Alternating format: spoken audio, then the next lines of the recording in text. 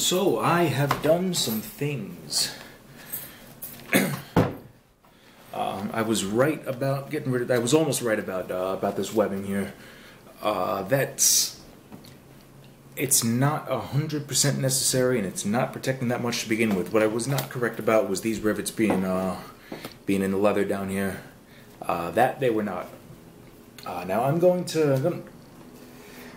First things first. First thing that I did here was I removed the plate and the leather from over here, and then my cat showed up. Hi, Loki.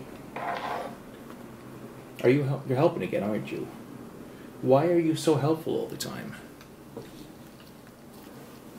Anyway, got rid of the plate, got rid of the leather, and cut along the bottom of the glove up until this point.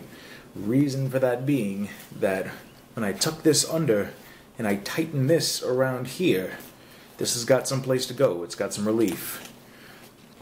And the reason that I did that is because you've got this cuff here that's always moving around.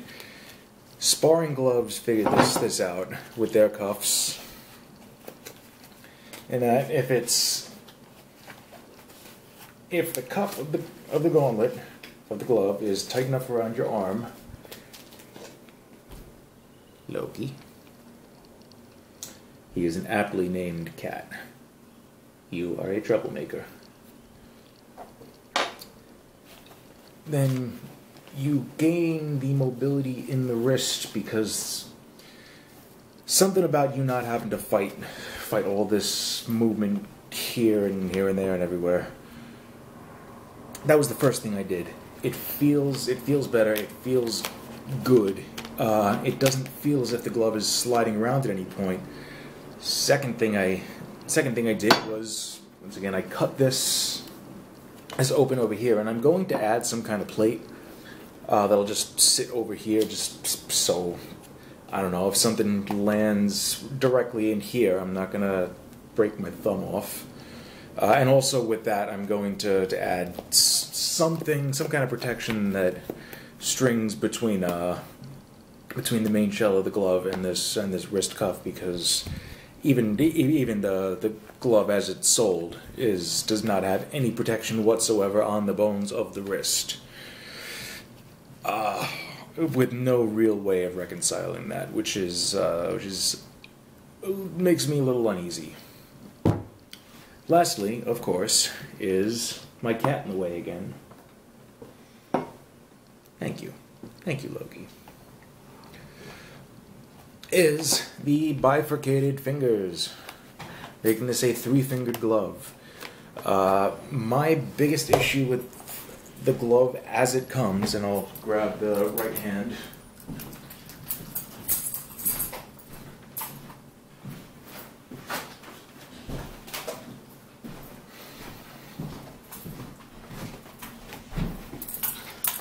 You know, aside from having this jingle bell thing going on here, it's that the fingers that you primarily grip the sword with, these two fingers here, are locked and kind of held in with the other two fingers, and you can't ever really get a good grip. Other problems with, the lateral motion on the thumb, that it's still not great, but it's here. I have it. I have a little more of that than I otherwise had. And furthermore, by splitting this right in half, and everything is still held in just as it was before. I did heat these bits locally and curl them over in a couple of spots. I did kind of a sloppy job, but whatever, I don't care. I can actually hold a sword more or less the way you want to hold a sword. That's a novel idea, right? Crazy.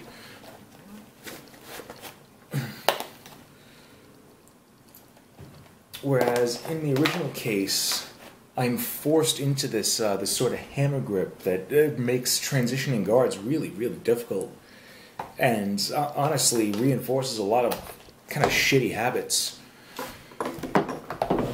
So I'm really happy with this. I'm going to proceed. I'm going to move along with this, and just to show that it's still protecting just fine, I've got here my Penty and my Messer, and I'm just gonna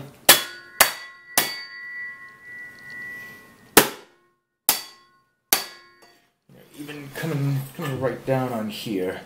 And this is something I will actually have to secure this in place a little bit. I'll probably have some kind of loop coming off of here that keeps it somewhere or another. But overall, and this is really not really different from what I had before. The thumb, if you get hit in the thumb with these things, it still hurts. That is a common shortcoming with these gloves. Otherwise, so far so good. I'm going to do everything that I just did with this glove, and I'm going to do it to that one. One note is, you see right now, I've got this Velcro here.